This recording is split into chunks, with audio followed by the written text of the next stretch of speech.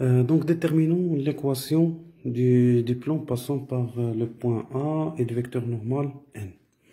Donc, la première méthode, on sait d'abord que l'équation du plan s'écrit sous la forme de ax plus by plus cz plus d égale à 0. Donc, l'objectif, c'est de déterminer a, b, c et d.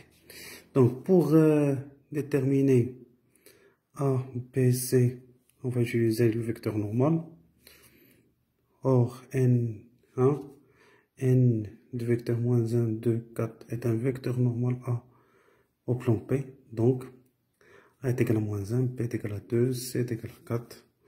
On remplace A, B, C par leur valeur dans l'équation. Qu'est-ce qui reste? D. Donc, pour déterminer D, on va utiliser le point. Puisque A de coordonnées 1, 2, 3 appartient à P, alors moins 1 plus 2 facteur de 2 plus 4 facteur de 3 plus d égale à 0 implique 15 plus d égale à 0 implique d est égal à moins 15.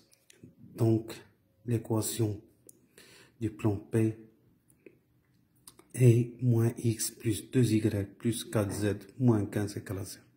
Donc voilà la première méthode. Concernant la deuxième méthode, donc voilà, on cherche l'équation cartésienne d'un plan P. Voilà.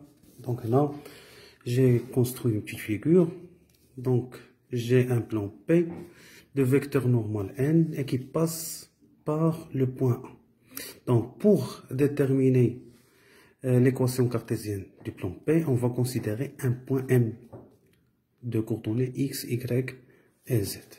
On a le vecteur AM et le vecteur n sont perpendiculaires. Pourquoi?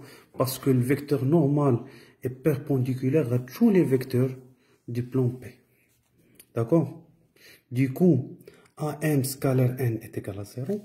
Et là, on a utilisé l'expression analytique du produit scalaire.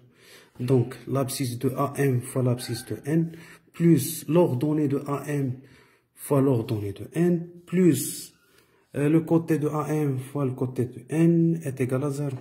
Du coup, moins x. On développe, du coup, moins x plus 1 plus 2y moins 4 plus 4z moins 2 est égal à 0. On rassemble les termes de même nature.